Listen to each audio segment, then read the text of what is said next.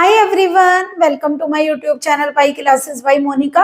आज आप लोगों को हम कोसेट्स बता रहे हैं और उसके साथ ही लैग्रांजेस थ्योरम बता रहे हैं जो कि मोस्ट इम्पॉर्टेंट है और आपके एक्सटर्नल एग्जाम के पॉइंट ऑफ व्यू से भी मोस्ट इम्पॉर्टेंट है। तो इस थ्योरम को आपको करके ही जाना है, ये एग्जाम में आती है।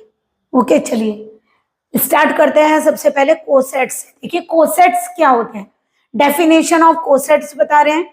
देखिए जी कोई माना ग्रुप है, एच कोई सब ग्रुप है जी का। हमने क्या कहा, if G is a group, H is a subgroup of, H is a subgroup of जी। आप क्या करेंगे, एक एलिमेंट ग्रुप का कंसीडर करिए। एक एलिमेंट अगर आप ग्रुप का कंसीडर करते हैं और एक एलिमेंट आप सब ग्रुप का कंसीडर करते हैं, तो जो एलिमेंट उनके प्रोडक्ट से एच ए बनकर आता है, दिस इज ये एलिमेंट से मिलकर जो सेट बनेगा वो आप लोगों का कोसेट कहलाता है। यानी एक बार और समझिए, आप लोग क्या करेंगे, एक एलिमेंट ग्रुप का लेंगे, एक एलिमेंट सब ग्रुप का लेंगे। ठीक है, तो आप लोगों के दो तरह के कोसेट होते हैं, एक लेफ्ट कोसेट और एक राइट कोसेट। अगर आप लोग राइट कोसेट फॉर्म करने जा रहे हैं तो आप लोग ग्रुप के एलिमेंट की मल्टीप्लाई सब ग्रुप के एलिमेंट से राइट पर करेंगे। ग्रुप का एलिमेंट अगर राइट पर होगा तो वो राइट कोसेट, और ग्रुप के एलिमेंट की मल्टीप्लाई सब ग्रुप के एलिमेंट से लेफ्ट पर करेंगे तो then this is called left coset. यानी कौन सा सेट, या एच के एलिमेंट यानी सब ग्रुप के एलिमेंट की मल्टीप्लाई ग्रुप के एलिमेंट से राइट पर की, तो ये क्या कहलाएगा, हमारा राइट कोसेट। यानी कि क्या कहा, फिर दोबारा देखिए, G is a group, H is a subgroup of G, a belong to G, then the set H a. यानी कैसा एलिमेंट है, एच ए, एलिमेंट एच इसका और ए किसका है, ग्रुप का element. H belong to H is called the right coset generated by a and it is denoted by H. तो किससे जनरेटेड कहलाएगा, ए से। अगर आप लोग मल्टीप्लाई बी से करेंगे, अगर बी ग्रुप का एलिमेंट है then it is generated by b. और लेफ्ट कोसेट और राइट कोसेट में क्या डिफरेंस है कि वो या तो सब ग्रुप के एलिमेंट की मल्टीप्लाई सब ग्रुप के एलिमेंट से आप राइट पर लिख कर करेंगे तो राइट कोसेट, और लेफ्ट पर करेंगे तो लेफ्ट कोसेट कहलाता है।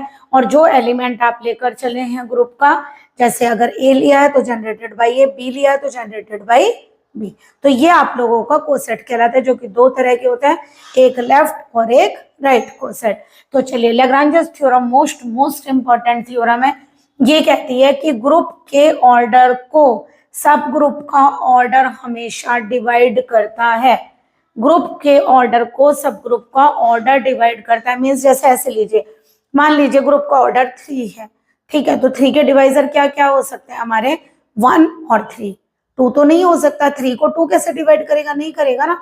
तो इसीलिए अगर किसी ग्रुप का ऑर्डर 3 है तो उसके सब ग्रुप का ऑर्डर 1 और 3 हो सकता है, ओनली 2 नहीं होगा।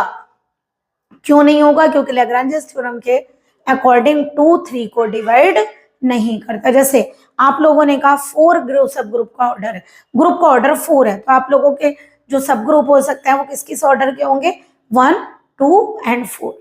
ओके, 4 को 3 डिवाइड नहीं करता तो उसका ऑर्डर 3 नहीं होगा। तो आप लोगों को थ्योरम का स्टेटमेंट समझ में आया। क्या कहा गया कि ग्रुप के ऑर्डर को सब ग्रुप का ऑर्डर डिवाइड करता है, means the order of A subgroup of a finite group. देखिए ग्रुप तो फाइनाइट ही होना चाहिए, इनफाइनाइट को कैसे डिवाइड करेंगे। The order of A subgroup of a finite group is divisor of the order of that group. तो अगर कोई फाइनाइट ग्रुप लेकर चलते हैं तो उसका डिवाइजर होता है सब ग्रुप का ऑर्डर। अगर कोई फाइनाइट ग्रुप है जिसका ऑर्डर मान लीजिए 5 है, तो उस 5 को कौन डिवाइड करेगा, 1 और 5 ओनली।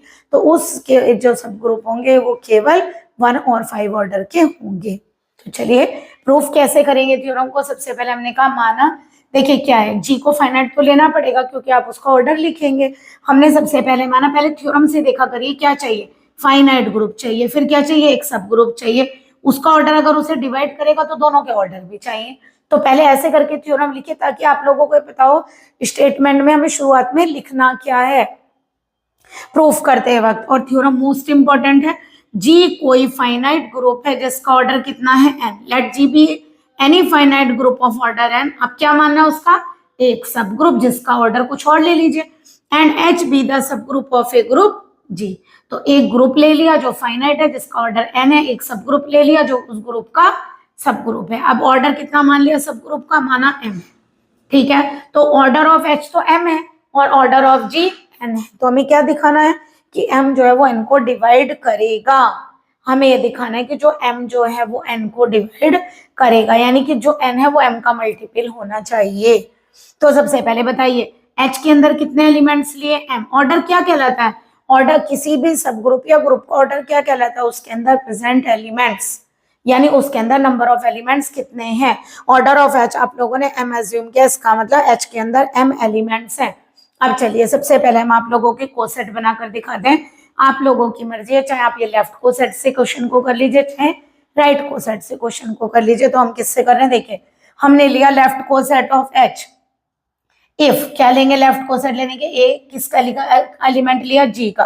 तो h के एलिमेंटों की मल्टीप्लाई किससे करिए, a से। तो क्या बनेगा बताइए, a से करिए AH1 AH2 अप टू क्या बनेगा AH। अब ये बताइए आपने इसकी काउंटिंग को कितना बताया, m बताने का मतलब ये हुआ। अब एक बार बताइए क्लास के अंदर अगर 10 बच्चे और काउंट कर रहे हैं 10 स्टूडेंट्स हैं तो आप लोग क्या कहेंगे, इसका मतलब 10 डिफरेंट डिफरेंट स्टूडेंट हैं, ऐसा तो नहीं आप एक ही बच्चे को 2 बार काउंट कर लेंगे।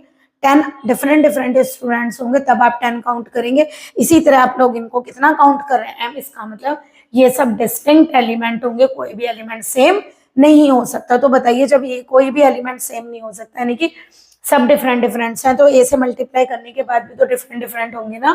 तो यानी हमने क्या लिखा, कोई भी HI HJ के इक्वल नहीं, यानी H का कोई भी एलिमेंट आपस में इक्वल नहीं है। तो ए से मल्टीप्लाई करने के बाद भी इक्वल नहीं होगा। क्लियरिटी आ गई। तो यानी ए से मल्टीप्लाई करने के बाद जो काउंटिंग आएगी वो हम टोटल काउंटिंग ले सकते हैं, उनमें कोई भी 2 सेम नहीं होंगे। नेक्स्ट देखिए आगे क्या लिखा, ईच लेफ्ट कोसेट कंटेन्स, यहाँ लेफ्ट कोसेट। अब एक बार बताइए जरा H में कितने एलिमेंट थे, m। तो लेफ्ट कोसेट अपने आपने काय से मल्टीप्लाई कर दी, a से, क्या बना दिया लेफ्ट कोसेट। तो बताइए जब इनकी m एलिमेंटों की मल्टीप्लाई a से करे तो भी तो m ही बनेंगे। तो हमने क्या लिखा, लेफ्ट कोसेट के अंदर कितने एलिमेंट कंटेन है, m, जो कि डिस्टिंक्ट है, g फाइनाइट ग्रुप है। Then number of distinct element बताइए कोसेट के अंदर भी जितने एलिमेंट टोटल कोसेट्स होंगे उनके अंदर जितने एलिमेंट होंगे वो भी तो फाइनाइट होंगे। अब ये बताइए number of distinct element in left coset will be finite से के।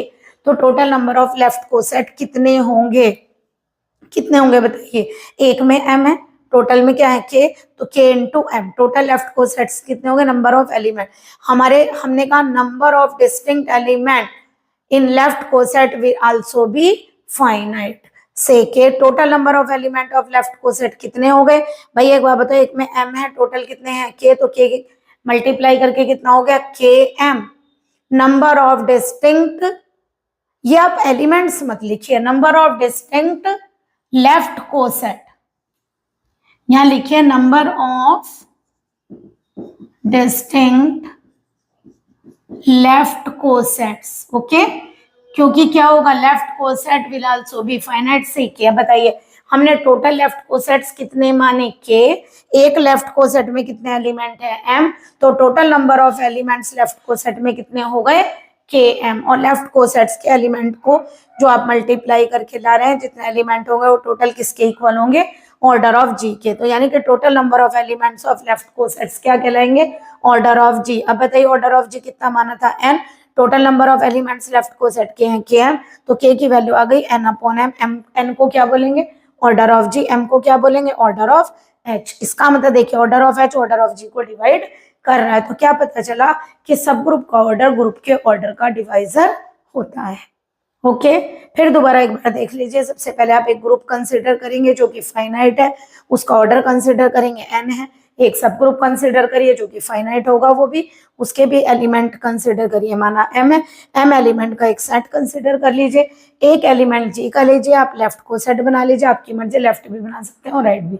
लेफ्ट को सेट बना लिया, सारे एलिमेंट जब h के डिफरेंट है तो लेफ्ट को सेट के एलिमेंट भी डिफरेंट होंगे।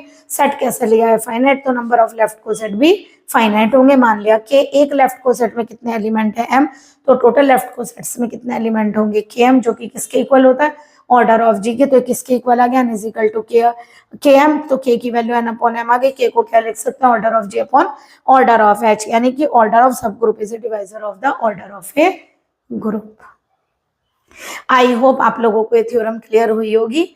इसका स्क्रीनशॉट ले लीजिए एंड इस थ्योरम को मोस्ट इंपॉर्टेंट थ्योरम है, एग्जाम के हिसाब से आप जरूर करके जाइए। Okay, good day and good luck.